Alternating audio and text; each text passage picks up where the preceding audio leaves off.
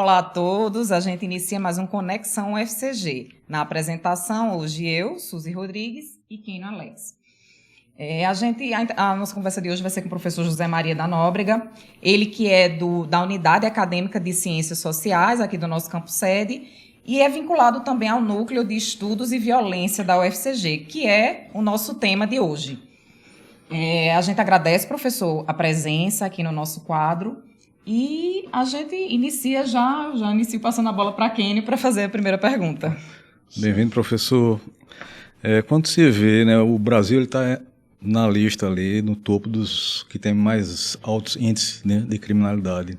E quando você vai ver os outros países que estão lá também, tem Jamaica, África do Sul, Honduras, né, tem uma associação direta entre a criminalidade e a desigualdade social, né? Nesse caso, o crime ele é caso de polícia ou é caso de política? Veja bem, eu acho que a resposta é as duas coisas, certo? De políticas públicas e de polícia. Aqui a polícia é uma instituição importante, né? Uma instituição fundamental para uma democracia. Você mede, muitas das vezes, a qualidade de uma democracia pelo funcionamento de sua polícia. Como é que funciona a polícia em Londres? Né? Como é que funciona a polícia em São Paulo, em Salvador? Então a gente percebe que há uma diferença gritante, a começar pelos números, né? Certo. Na ciência política, nas ciências sociais, que a gente trabalha muito de uma forma aplicada, a gente vai atrás de dados estatísticos. O Brasil é um país mais ou menos desigual. Vamos colocar aqui uma série temporal. De 2000 para 2023, o Brasil se tornou um país mais ou menos desigual. A resposta é menos desigual. Certo. Apesar de que a desigualdade ainda é alta, nós nos tornamos um país menos desigual. As políticas sociais estão aí para responder. Né? Bolsa Família, políticas de inclusão social, fizeram com que o país se tornasse menos pobre, apesar de que você tem um país ainda com graves problemas ligados à questão social, principalmente criminal. Mas a questão social não é determinante. O que determina são políticas públicas bem alinhadas, bem gerenciadas de segurança pública. Não podemos confundir segurança pública com por exemplo, educação. Muitas das vezes a gente escuta o cara dizer, uma pessoa dizendo, melhor educação que a gente vai diminuir a violência. E se eu disser a você, se aqui a educação melhorou, nós temos mais vagas na escola e a violência cresceu. Violência, quando você fala aí, com relação à taxa de homicídio ou é uma coisa mais... Aí a gente tem que justamente saber qual é a variável proxy que a gente está usando. Porque a grande maioria desses índices, né, ele foca mais na taxa de homicídio por 100 mil, não é isso? As taxas por 100 mil e os números absolutos. Por quê? Porque é um indicador internacional de violência. Então, as Nações Unidas, os grandes organismos internacionais que mensuram, classificam a violência, trabalham com o homicídio, que é um dado concreto. Né? Temos outros tipos de crime, inclusive patrimonial, crimes de gênero, etc. e tal. Mas o foco é o homicídio. Quando o homicídio está descontrolado, você tem graves problemas sociais e institucionais. Impunidade, né? Falta de investigação. O Brasil tem um dos piores índices de investigação criminal do planeta Terra. Né? Muitas das vezes a gente fica focando agora mesmo a situação da PEC, né? Que o governo está querendo implementar, a PEC da segurança pública, mexe muito em desenho institucional. E o nosso problema não é de desenho institucional. O nosso problema é de performance. O que você diz desenho institucional? É mudança, por exemplo. Mudança de foco, de gerência, né? Trazer mais a responsabilidade para a União. Né? Então, é de desenho institucional. E o nosso problema é de performance. Não se fala em investigação criminal. Mas o nosso grande problema hoje é a investigação criminal. Nós temos uma taxa de esclarecimento de homicídios baixa. De resolução é mais baixa ainda, porque a taxa de esclarecimento não é a mesma taxa de resolução. Resolução é quando você tem um indivíduo preso pela prática do homicídio. Era isso que eu ia perguntar. Essa basicamente é a diferença. Esclarecimento é quando você já tem uma pessoa acusada num processo que vai ser acionado na justiça, ainda vai haver o julgamento. Ou seja, se descobriu quem cometeu o crime. Então, entre a descoberta de quem se cometeu o crime e a prisão, a diferença estatística é muito grande. E mesmo a estatística de esclarecimento não é boa. Por exemplo, o Rio de Janeiro, um indicador de 16% de esclarecimento. Né? Então, tem estados com esclarecimento alto. Eu tenho até aqui os dados desses estados com um nível de esclarecimento maior. Agora, a média nacional é 37%. E a que se deve esse Olha, a gente Essa muitas baixa vezes taxa. gosta de jogar a culpa na instituição, na polícia civil, que é a responsável pela investigação. Polícia militar é outra. Nós temos esse grande problema no Brasil, né? Polícia dividida em 2 ciclos.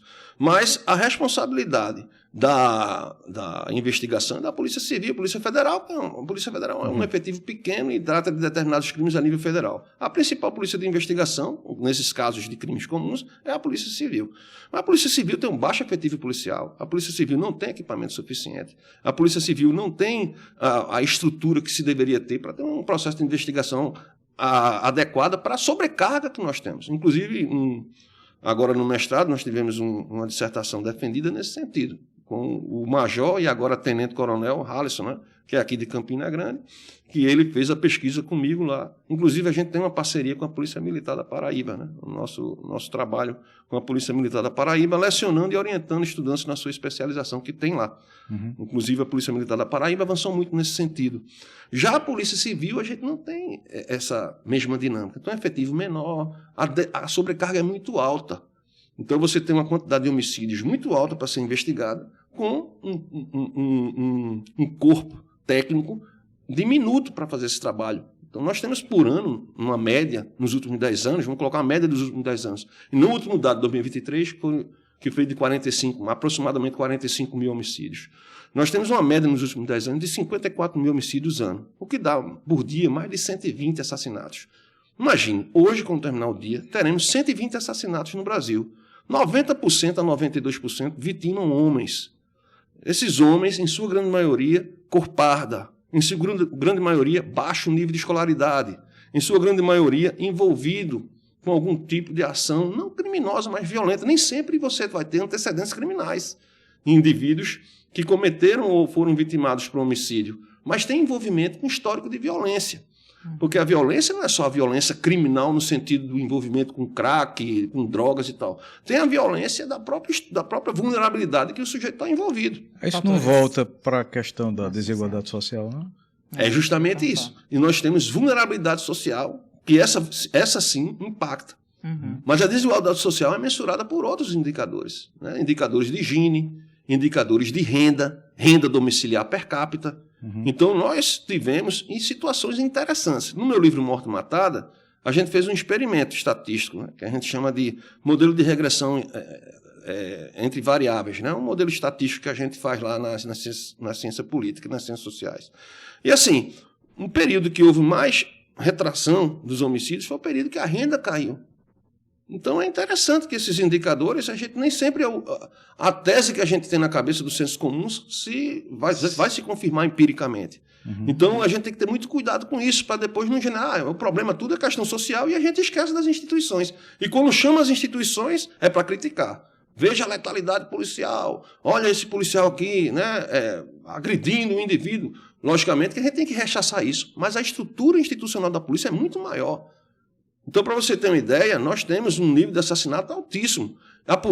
As mortes decorrentes de intervenção policial, que é a letalidade policial, que nós temos vários indicadores. Tem o homicídio doloso, tem o latrocínio, tem o feminicídio, tem a agressão seguida de morte, tem a morte decorrente de intervenção policial, que é onde entra o dado de violência policial, a gente mensura por esse dado. E não se o cara arremessou outro de uma ponte ou encheu de cacete com um cacetete. Não é isso. A gente mensura pela quantidade de mortes que cai na conta da polícia. E aí você pode dizer, a polícia que mata. A polícia vem matando bastante, infelizmente. O aumento percentual entre 2013 e 2023 ultrapassou os 180%. Né? Acho que na faixa de 2.000 e poucos mortes decorrentes de intervenção policial em 2013, e o último dado que a gente tem ultrapassou os 6.300. Os 6.300. É mais de 10% do geral dos homicídios. É muita coisa. Agora, isso é no geral, professor? No geral. Certo. Quem mais mata, a polícia que mais mata hoje é que, falando de uma forma muito cuidadosa, eu não estou querendo aqui ir de encontro à polícia, mas mostrar que a gente tem que ter uma visão crítica também. É a polícia da Bahia, certo? A polícia da Bahia, inclusive a Bahia... Números absolutos ou percentuais? Números absolutos. Né? Em termos de taxas por 100 mil, de taxa que a gente vai para taxas por... de taxas por 100 mil, né? num quesito comparativo.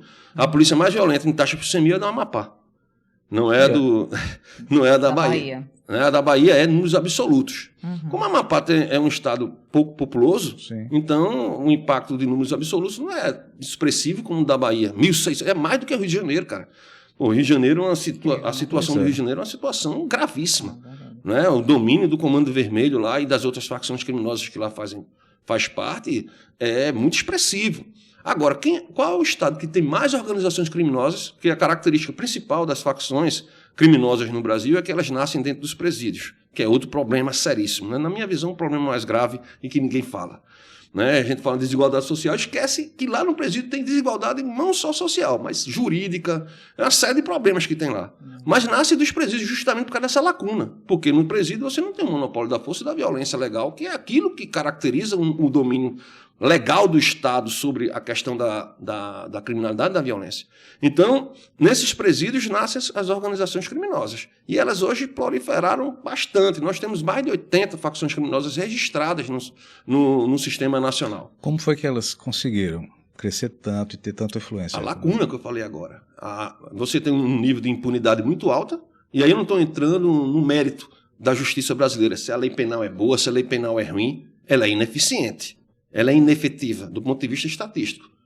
Então nós temos não é nem uma grande reincidência, mas nós temos uma análise da economia do crime, na análise de custo-benefício, né, de custo de transação para a prática de crime, um custo baixo, porque a impunidade é alta.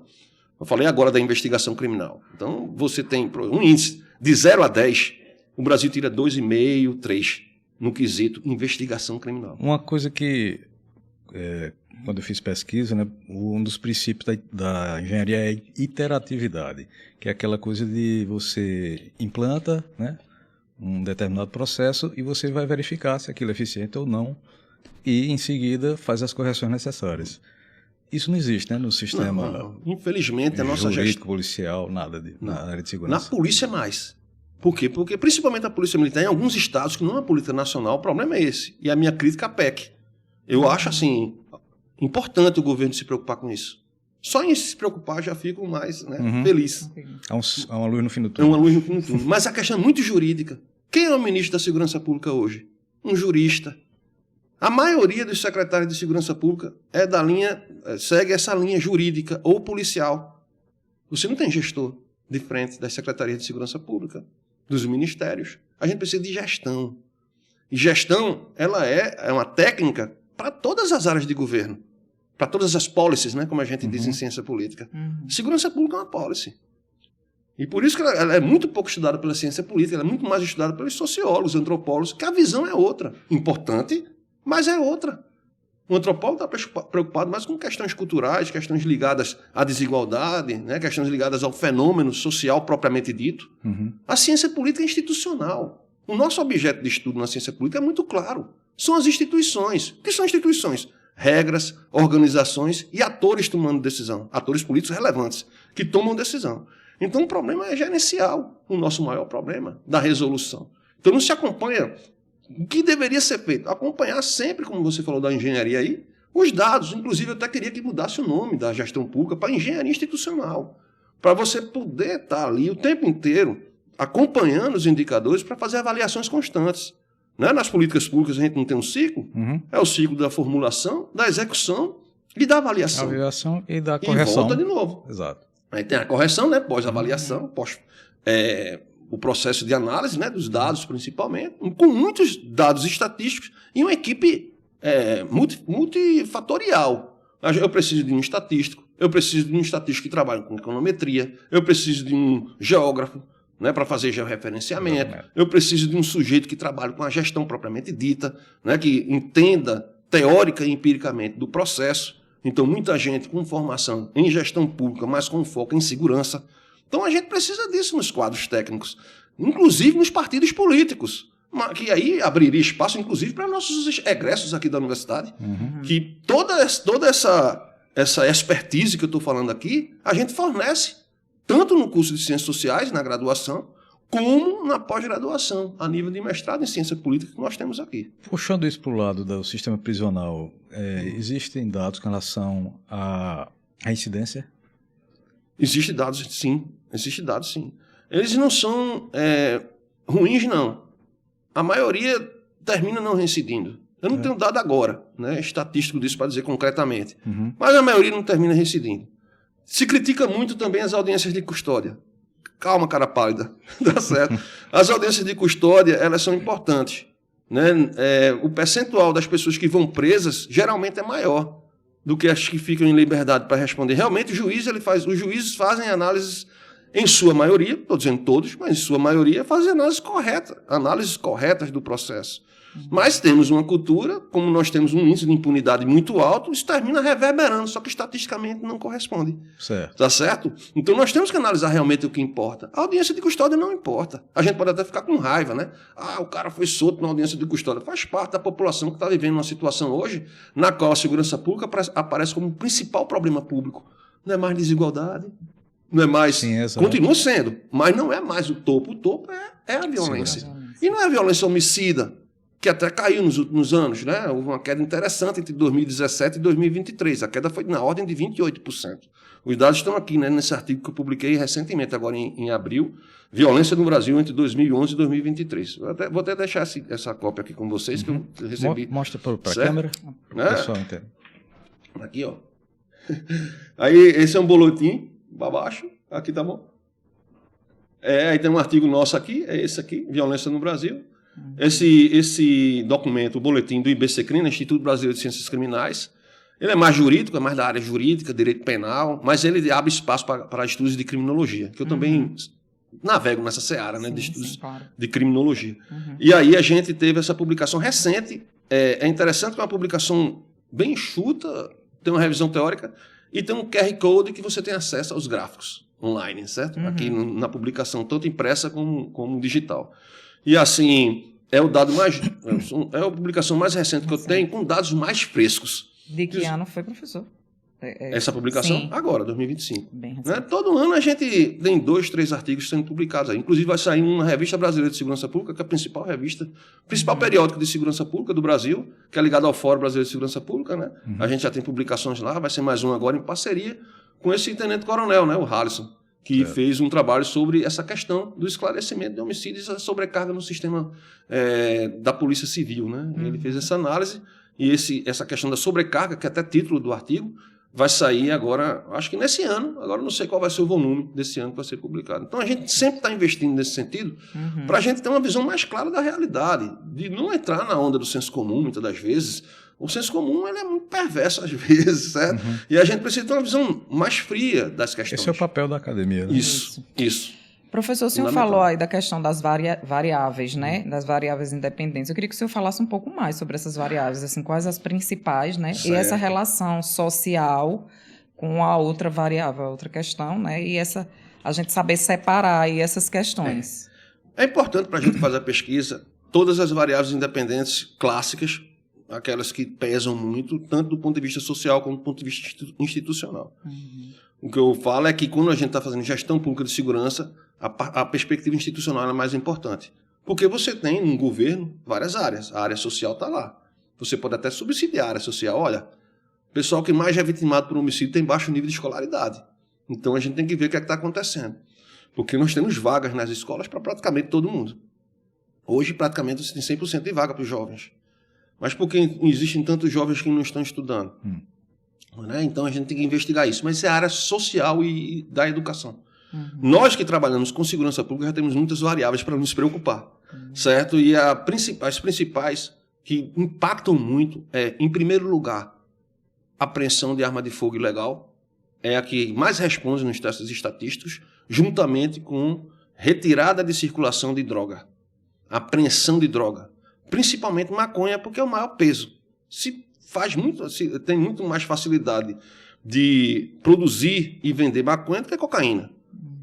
O Brasil tem esses dados aqui, mas o Brasil, nos últimos anos, principalmente depois de 2017, implementou uma política de apreensão de drogas muito expressiva, principalmente por parte da Polícia Federal e da Polícia Rodoviária Federal. Que a gente, muitas das vezes, só pensa na Polícia Rodoviária, naquela blitz para pedir documento. A Polícia Rodoviária Federal tem uma função fundamental para a segurança pública brasileira. Principalmente agora, né? Ela vai se tornar a Polícia Viária Nacional, né? Federal, que vai cuidar de toda a parte. Aí a questão, vai mudar o desenho institucional, mas vai manter a mesma estrutura? Eu preciso de mais Polícia Rodoviária Federal. Eu preciso de mais abordagem nesse sentido. Não, o sujeito parar, o cara está com um documento atrasado, não sei o quê. Eu acho que isso não é importante. O importante é verificar, fazer, sobretudo, o perfil de como essas drogas são transportadas nas vias. Principalmente em ônibus que muitas das vezes você tem lá bagagens que precisam ser analisadas. O cachorro, né, que fareja. Tem que ter mais. Há cerca de 15 dias, uma semana, sei lá, né? Teve um caminhão que capotou aqui na divisa Pernambuco-Paraíba e estava carregado de maconha. E aí o repórter estava lá acompanhando e disse, é interessante que só descobriram porque o caminhão capotou. Imagina os que não capotam. Quantos caminhões desses passam todos os dias? É difícil o controle. Mas, contudo, foi justamente a Polícia Rodoviária Federal e a Federal que conseguiram apreender toneladas e toneladas de drogas nesse período. Está aqui os dados, tudinho. Expressiva a quantidade de toneladas que foram retiradas de circulação. Isso gera prejuízo para o crime organizado. Por isso que o crime organizado, cada vez mais, ele está se capilarizando em outros setores. Sim. Diversificando as áreas de atuação. As atividades. E você vê, quais são as regiões mais violentas do Brasil hoje?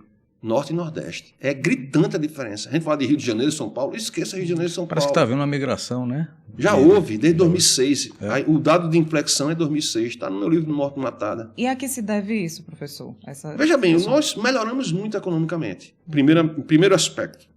No meados dos anos 2000, ali em 2005, 2006, 2007, houve uma melhoria significativa socioeconômica da região Nordeste. Então, onde você tem mais riqueza, você vai ter também investimento, porque o crime organizado, ele vai para onde você tem uma atividade econômica forte. É como qualquer mercado.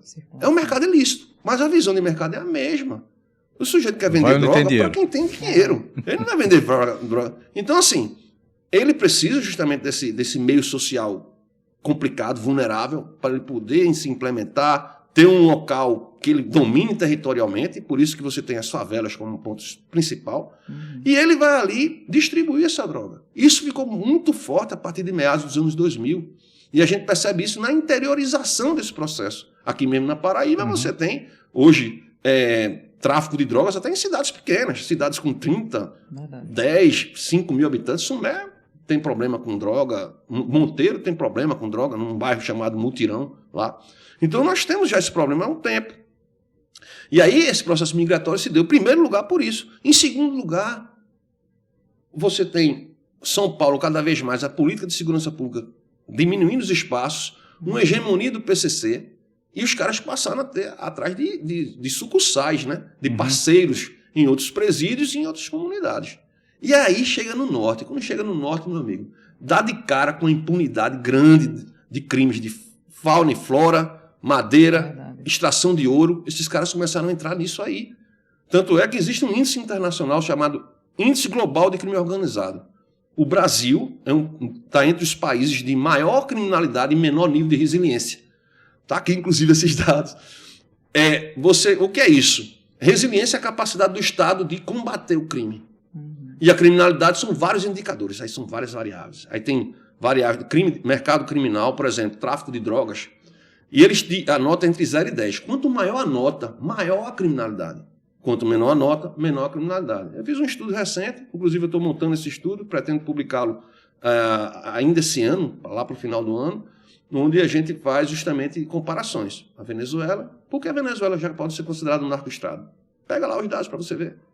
Para você ter uma ideia, a média internacional de criminalidade é 5,8, a média. Aí tem países muito baixos. Tá? O Brasil está em 5,9, 6,9. E a resiliência, a média internacional é no nível de 6, por aí.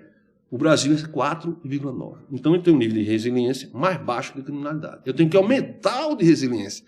Por isso a impunidade. São várias variáveis. É porque aqui eu tenho que abrir o artigo e dar uma aula. Aí ia passar o tempo da gente. Tá dando, né? Mas, e eu estou dando um minicurso aqui, não sei se eu não falei, eu estou dando um minicurso Democracia e Governança Criminal na América Latina.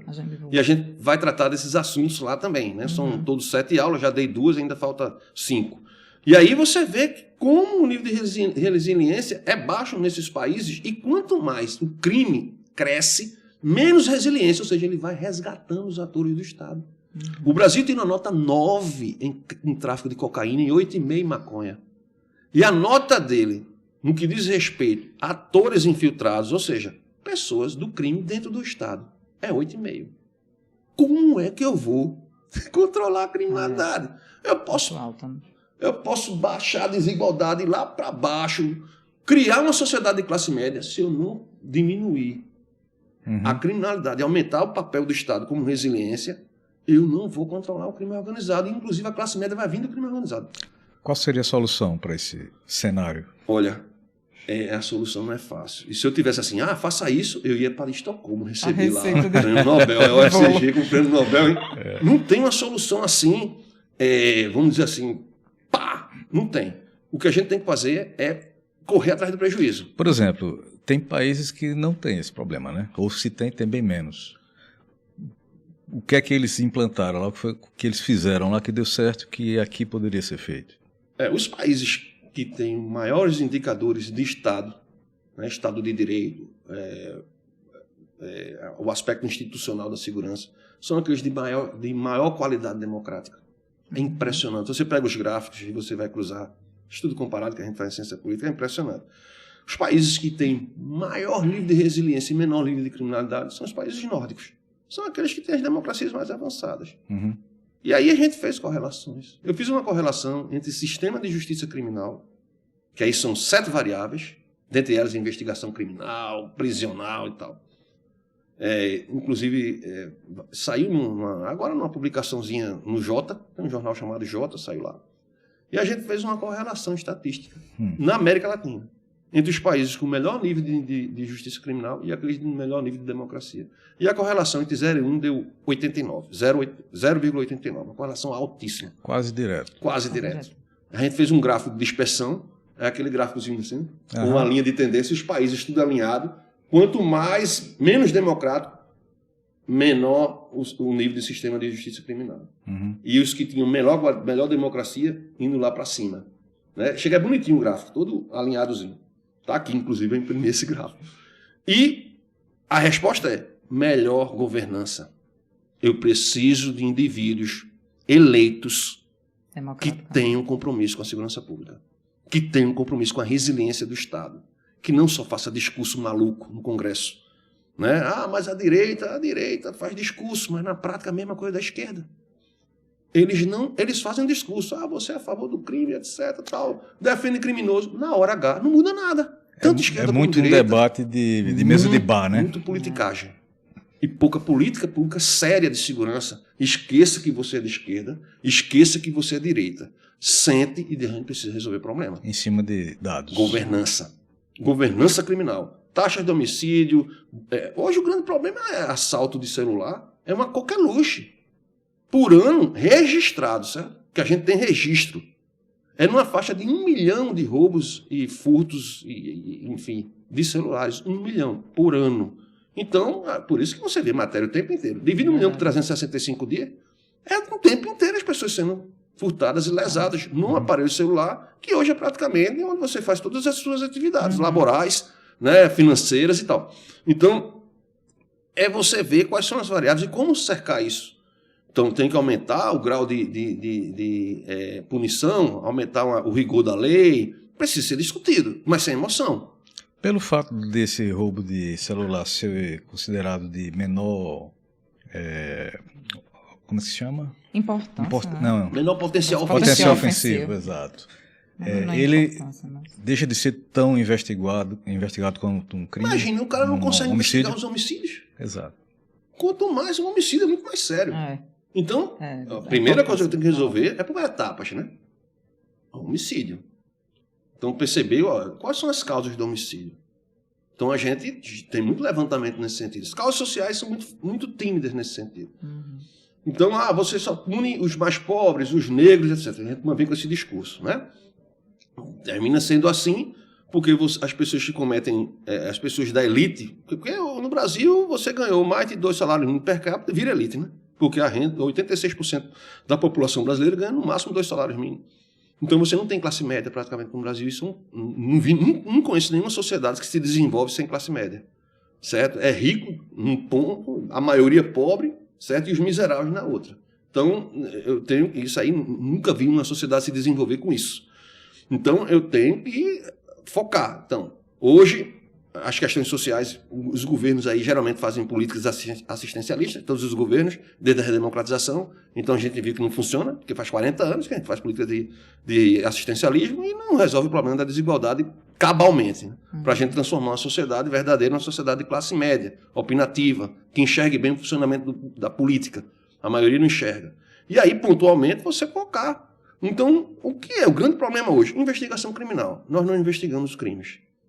Imparcialidade da justiça. Nosso indicador de justiça criminal, no que diz respeito à imparcialidade, e por isso que você tem os presídios abarrotados de pessoas mais pobres, é igual ao da Venezuela. A Venezuela é pior em tudo. Índice de democracia, índice de investigação criminal, justiça criminal. O que você colocar, Estado de Direito, a Venezuela está em último lugar. Tá certo? No mundo.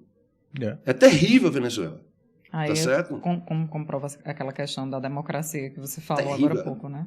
A democracia entre 2017 e 2021, foi uma publicação minha de 2023, entre 17 e 21, utilizando os dados da The Economist, né, o Democracy Index, foi de 45%. Ou seja, já era da autoritário, ficou mais ainda.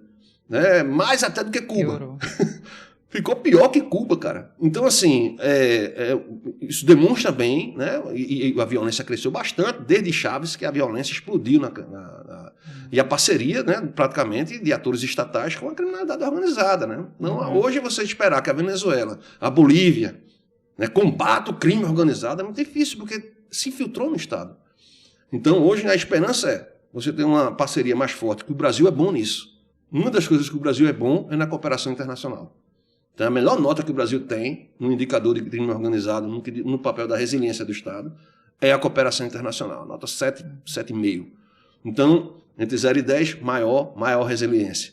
E aí você tem uma parceria boa com os Estados Unidos, com a Colômbia, parceria muito boa também, e deve se ampliar. Peru, né? Principalmente aqueles países que fazem fronteira naquela região mais ao noroeste, né? Porque é ali que está entrando armas... A produção de cocaína e droga.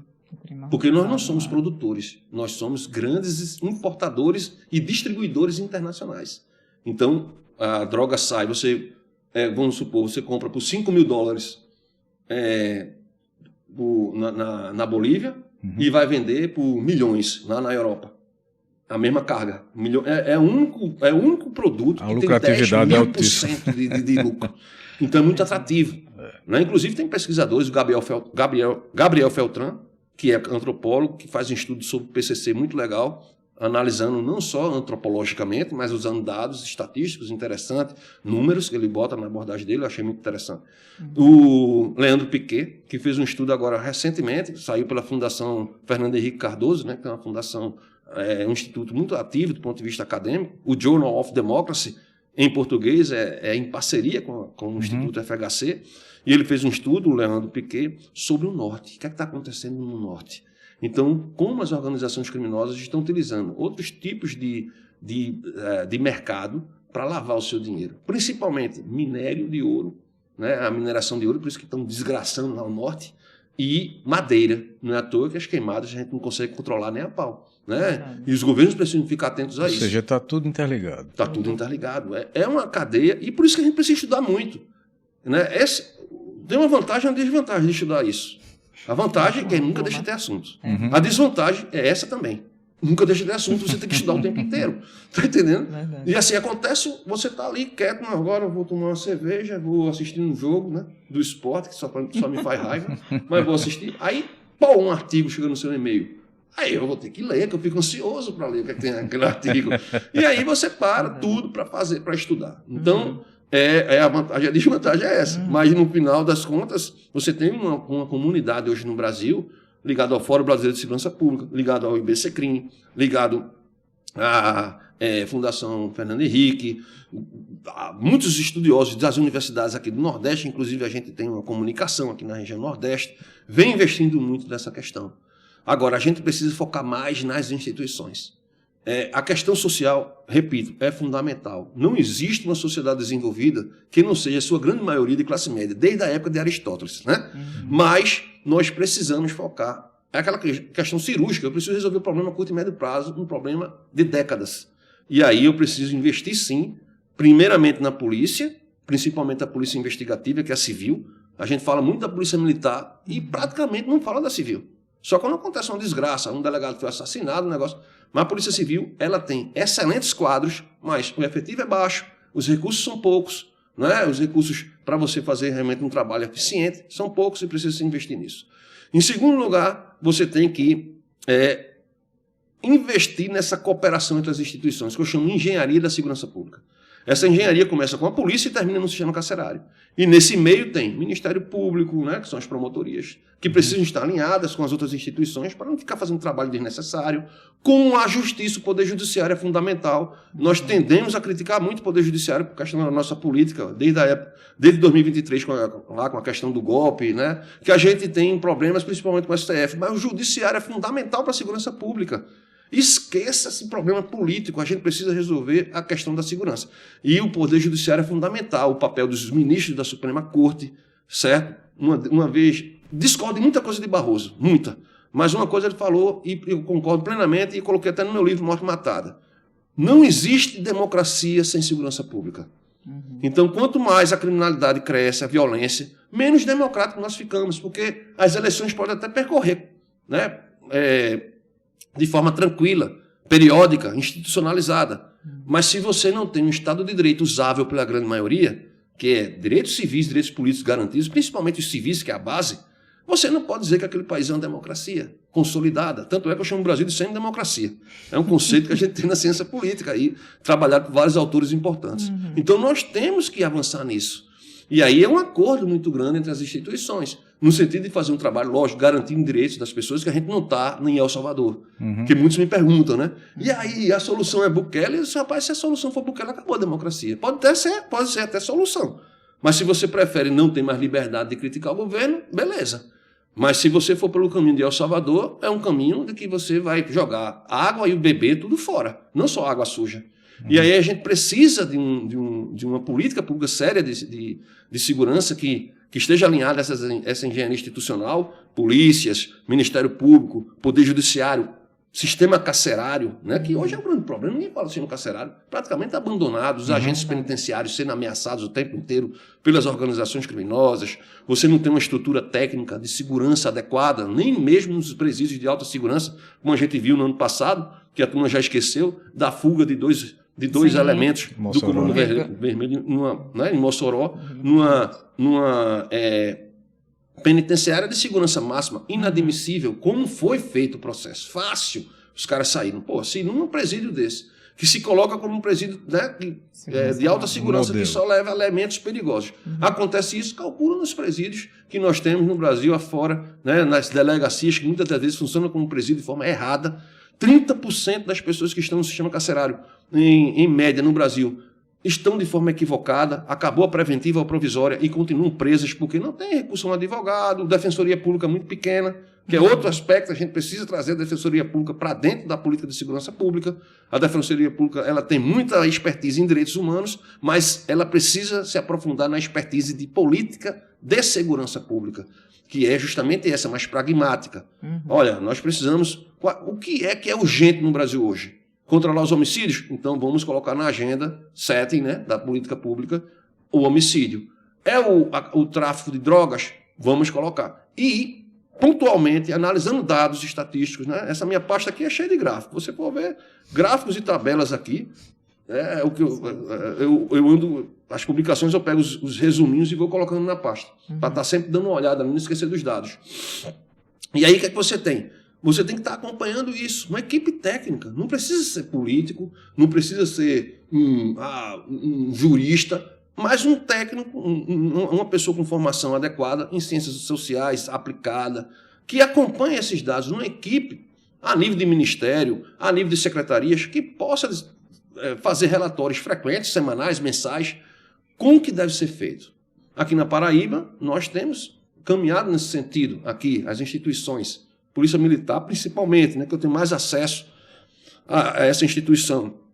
Estão investindo em estatística, a própria secretaria, no governo, mesmo havendo mudanças de gestores, foi mantida essa questão da política de segurança pública numa visão de gestão mais forte, Não é à toa que a Paraíba apresentou, desde 2011, né, 2012, que vem apresentando recuo.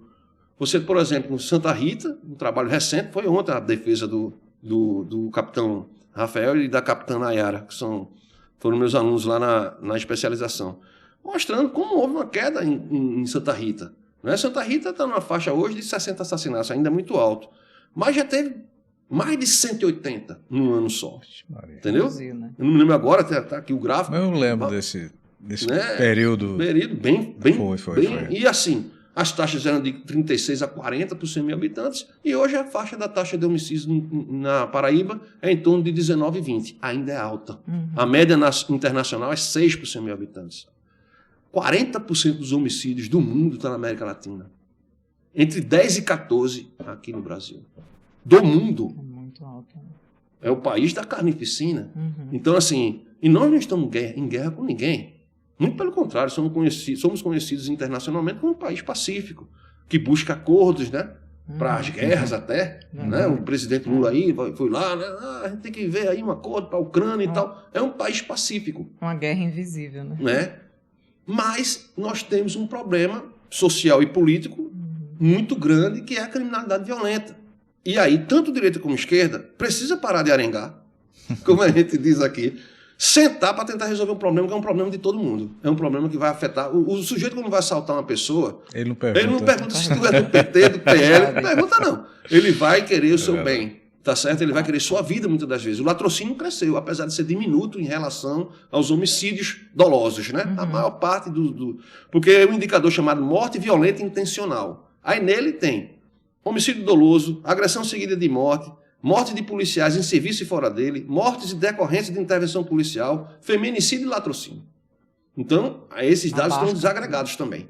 Tá certo? Tudo é disponibilizado de uma forma muito perspicaz e organizada pelo Fórum Brasileiro de Segurança Pública, anualmente no Anuário Brasileiro de Segurança Pública. O IPE também faz isso naquele Atlas. Todo ano eles lançam um Atlas da violência. Então, o pessoal do IPE e o pessoal do Fórum Brasileiro de Segurança Pública trabalham muito organizando esses dados, o que facilita a gente para fazer a pesquisa. Professor, a gente tem uma muito aula, né? assunto, foi uma aula, a gente agradece demais. A gente tem muito assunto, você está aqui com muitas perguntas ainda, inclusive para focar mais até no nosso estado, né? Mas, infelizmente, o tempo a gente já está recebendo uma chamada ali do pessoal da técnica, mas a gente agradece demais a sua presença, foi muito esclarecedora a entrevista. Foi. E é isso, ficamos por aqui. Eu que agradeço, Suzy, Kênio, pessoal da técnica ali que está por trás desse trabalho tão bonito que a UFCG está fazendo. Eu confesso que eu estava doido para vir para cá. Eu via meus colegas vindo. A última foi a Alexandra, né? Lá de Sumé. Foi. Eu digo, rapaz, não vão me chamar não, eu doido para falar dos estados. Que bom que deu certo, né? Aí ontem eu recebi isso, claro que eu vou. É uma honra. Eu faço isso com o maior prazer. Eu vou para a polícia fazer esse tipo de coisa. Né? Eu vou para Rádio CBN, tudinho, aí não vou fazer para minha instituição. Eu botei até o brochezinho dela aqui. Coisa boa. Chegou a hora. Certo? Chegou. Estamos aí sempre à disposição de vocês, certo? Muito obrigada. E a gente finaliza mais um Conexão UFCG. Agradece aí a audiência e até a próxima.